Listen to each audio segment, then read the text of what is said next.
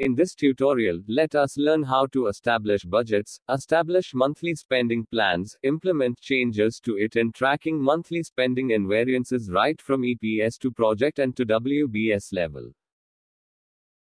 In the planning stage, we start the budgeting from the top level, like dividing the budget available to the EPS nodes for the duration of the projects. Let us consider with an example here. Considering that we have $10,000 original budget allotted for an EPS node and it is having a single project under the TPS. For establishing budgets, go to the Projects window. Select the EPS node. Go to the details in the bottom of the window and choose Budget Log tab. Enter the total budgeted amount you anticipate for this EPS in the original budget field as $10,000. After you have entered budgeted totals for an EPS node, distribute this budget to the project present in this EPS node. As we have allotted $10,000 to the EPS node, let us give this budget into the projects too.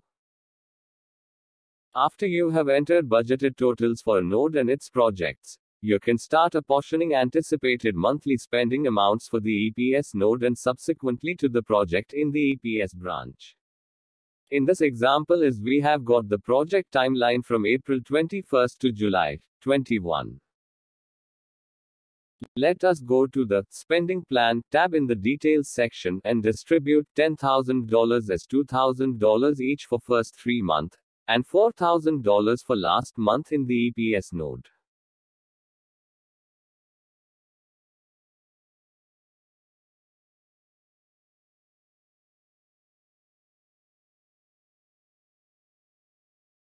And similarly distribute $10,000 for the project under the EPS2 in the spending plan.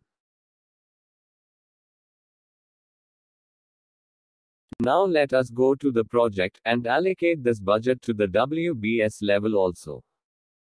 Open the project and go to WBS window.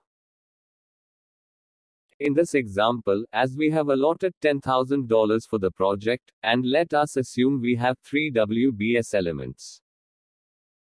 And we distribute $3,000 for first and last WBS element and $4,000 for the middle WBS element. Enter this value for each WBS element's original budget field in the Budget Log tab.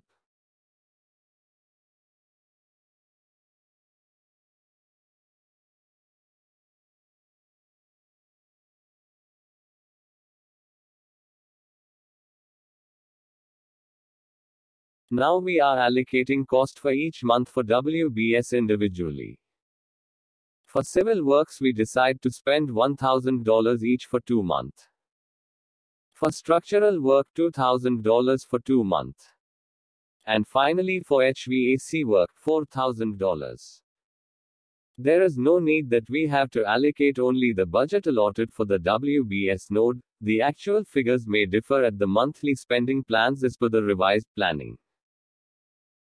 After you are done with this, there is another column, Spending Plan Tally. The Spending Plan Tally column shows the summation of all the budgets planned for the particular month. Now go to the project topmost node which is root WBS and observe the spending plan. And the excess amount that has been planned at the WBS elements appears in red, $4,000 in this example, in the undistributed current variance column.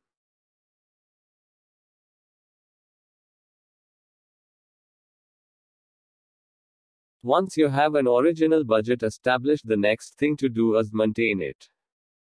It is done through a mechanism called the budget log. This log allows budget changes to be entered and removed in order to show what the current budget is and how it got there.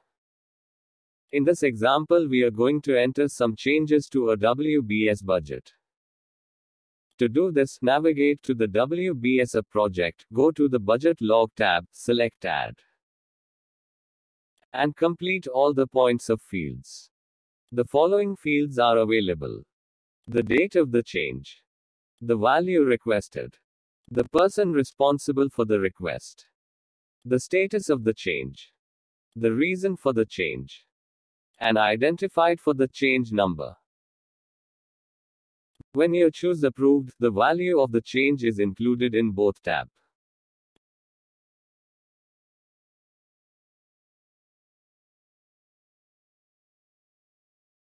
When you choose not approved, the value of the change is not included anywhere. When you choose pending, the value of the change is added to the proposed budget for the given node.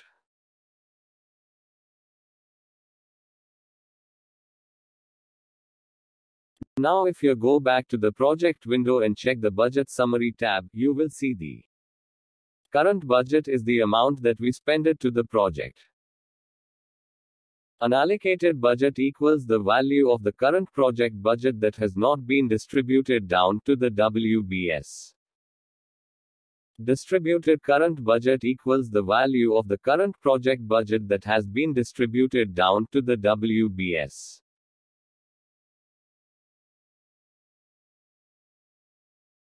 Benefit plan follows the same logic as spending plan but indicates the benefits that you stand to gain every month. This is also a user-entered field and data has to be manually entered. We are adding a benefit amount of $100 for civil work. After adding in WBS, go to WBS root. We can see that this amount is seen in benefit plan tally column.